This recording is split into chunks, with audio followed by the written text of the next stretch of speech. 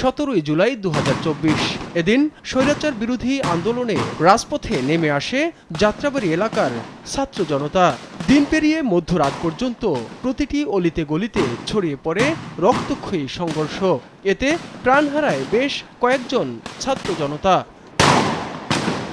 রক্তাক্ত জুলাইয়ের সেই স্মৃতি স্মরণে সমাবেশের আয়োজন করে যাত্রাবাড়ী প্রতিরোধ দিবস বাস্তবায়ন কমিটি। আন্দোলন হবে যতবার, ছাত্রদল হবে হাতিয়ার।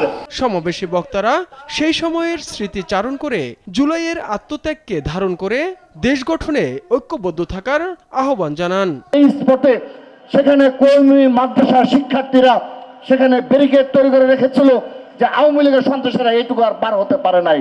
এই ছাত্র দল, যুব দল, স্বেচ্ছাসেবক দল এখানে এই যাত্রাবাড়ি থেকে আন্দোলন শুরু করে। বিএনপি গণতন্ত্রের জন্য লড়াই করে, মানুষের জন্য লড়াই করে, নিজের জন্য লড়াই করে না।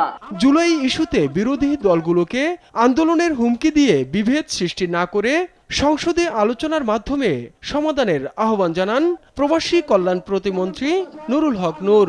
বিরোধী দলের এমপিরা এলাকার উন্নয়নের জন্য, মসজিদ মাদ্রাসার ফান্ডের জন্য যদি প্রধানমন্ত্রীর সাথে আলোচনা করতে পারেন, জাতীয় সমস্যা, রাজনৈতিক সমস্যা জুলাই নিয়ে কেন আপনারা আলোচনা করতে পারবেন না?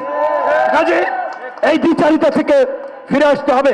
প্রধান অতিথির বক্তব্যে বিএনপির সিনিয়র যুগ্ম মহাসচিব ও প্রধানমন্ত্রীর উপদেষ্টা রুহুল কবির রিজভী বলেন, টিক্কা খান ও ইয়াহিয়া খান যা করেছে তার চেয়ে কোনো অংশে কম করেনি শেখ হাসিনা। আপনার কথা হলো যে আন্দোলন সংগ্রাম হয়, সবকিছু হয়, কিন্তু শিশু হত্যাকারী, কিশোর হত্যাকারী, তরুণ হত্যাকারী তার মাপ হবে কি করে? তাদের রক্তের মধ্যে ফ্যাসিবাদ, তাদের রক্তের মধ্যে হচ্ছে নিষ্ঠুরতা, তাদের রক্তের মধ্যে হচ্ছে ভয়ঙ্কর রক্ত পিপাসু চেতনা। শহীদ প্রেসিডেন্ট জিয়াউর রহমানের খুনি ভারতে আশ্রয় নেয় আওয়ামী লীগ ও নয়াদিল্লির সমালোচনা করেন রুহুল কবির রিজভী। শেখ হাসিনার আমলে সে নাম বদল করে, পরিচয় বদল করে সে দেশে আসা যাওয়া করেছে। শেখ হাসিনা তাকে গ্রেফতার করেনি, ইন্ডিয়াও কখনো স্বীকার করেনি। তাইফুর রহমান তুহিন, দেশ টিভি, ঢাকা।